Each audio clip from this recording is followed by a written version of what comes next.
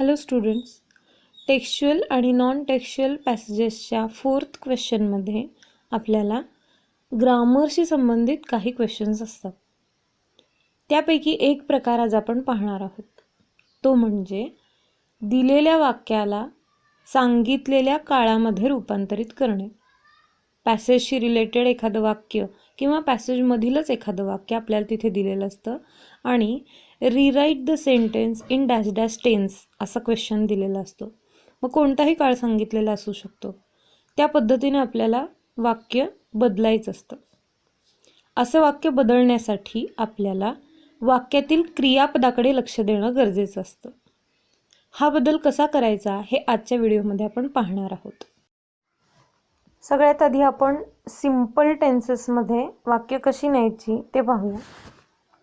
Examples. The holidays provided an opportunity for me to read various magazines and storybooks. Rewrite the sentence using simple present tense. Simple present टेन्समध्ये क्रियापदाचे मूळ रूप वापरायचे असते. म्हणून प्रोव्हाइडेडचं प्रोव्हाइड होईल. The holidays provide an opportunity for me to read various magazines and storybooks. They were witnessing my rescue operation. Rewrite the sentence using simple past tense. Were witnessing काढून टाकावं लागेल आणि त्याच्या जागी सिंपल पास्ट म्हणून witnessed एवढंच क्रियापद वापरावा लागेल. They witnessed my rescue operation. The mother langur looked straight into my eyes. Rewrite the sentence using simple present tense. The mother langur looks straight into my eyes. आता इथे simple present tense आहे आणि क्रियापदाचं मूळ रूप वापरायचं आहे. तरीसुद्धा जर कर्ता तृतीय पुरुषी एकवचनी असेल, थर्ड पर्सन सिंग्युलर, तर क्रियापदाला एस प्रत्यय लागणार आहे. म्हणून लुकचं लुक्स होणार. The mother langur looks straight into my eyes. Next. She surveyed the area for the vicious male langur. Simple future tense. She will survey the area for the vicious male langur.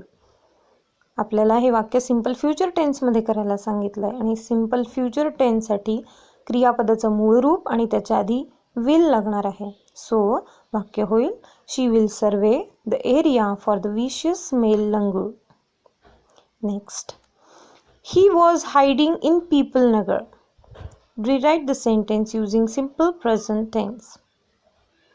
He hides in Peepal Nagar. Was hiding काढून टाकायचं आहे आणि simple present आहे म्हणून हायडिंगचं hide, परंतु कर्ता third person singular आहे, ही आहे, म्हणून क्रियापदाला एस प्रत्यय लागेल सिंपल प्रेझेंट टेन्समध्ये. सो वाक्य होईल he hides in Peepal Nagar. Now let's see how to convert the sentences into continuous tenses. Examples. I heard a group of street dogs barking. Rewrite the sentence using present continuous tense. Present continuous tense आहे तर क्रियापदाला ING प्रत्यय आणि to बीचं present टेन्समधलं रूप येईल. So I am hearing a group of street dogs barking. I आहे म्हणून am आणि क्रियापदाला ING. The big male langur held a baby langur in his hands. Rewrite the sentence using past continuous tense. As it is past continuous tense, we have to use past tense form of to be and ING form of verb for continuous tense.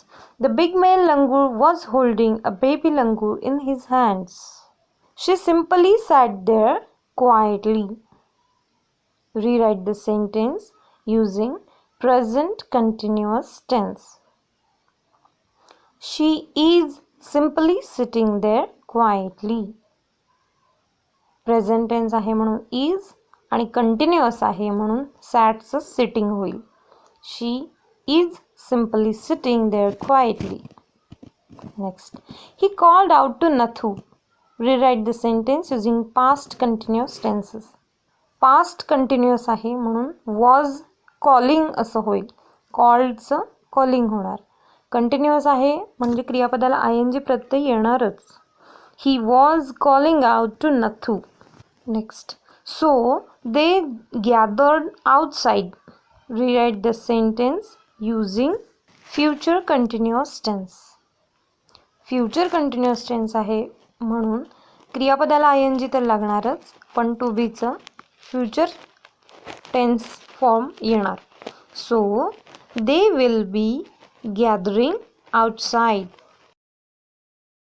Now let's see how to convert sentences into perfect tenses.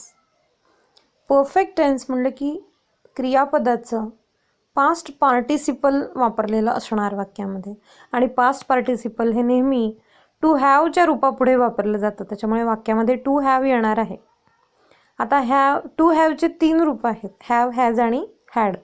Past tense असेल तर करता कोणीही असू दे हॅडच येणार आहे.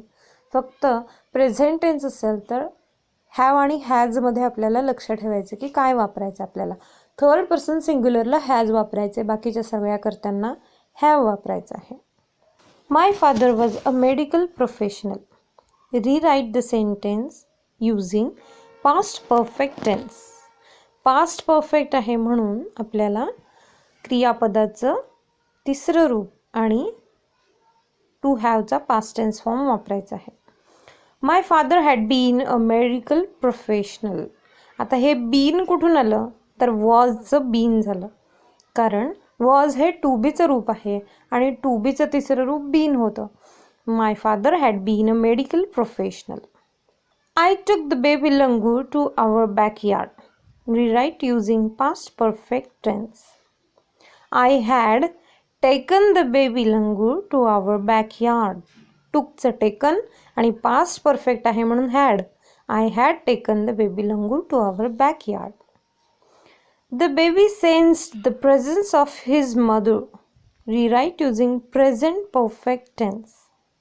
The baby has sensed the presence of his mother. The baby हे third person singular आहे म्हणून तिथे प्रेझेंट टेन्स दाखवण्यासाठी हॅज वापरावं लागेल, आणि सेन्स्डचं तिसरं रूप सेन्स्डच आहे आणि म्हणून ते तसंच राहणार आहे. The baby has sensed the presence of his mother. The disease came as a bolt from the blue. Rewrite using past perfect tense. The disease had come as a bolt from the blue. कमचं तिसरं रूप कमच आहे, फक्त past tense form केम होतो, मग केम आहे त्याचं कम होणार, आणि पास्ट परफेक्ट आहे म्हणून had. The disease had come as a bolt from the blue. They help to stir a course of life. Rewrite using present perfect tense. They have helped to stir a course of life.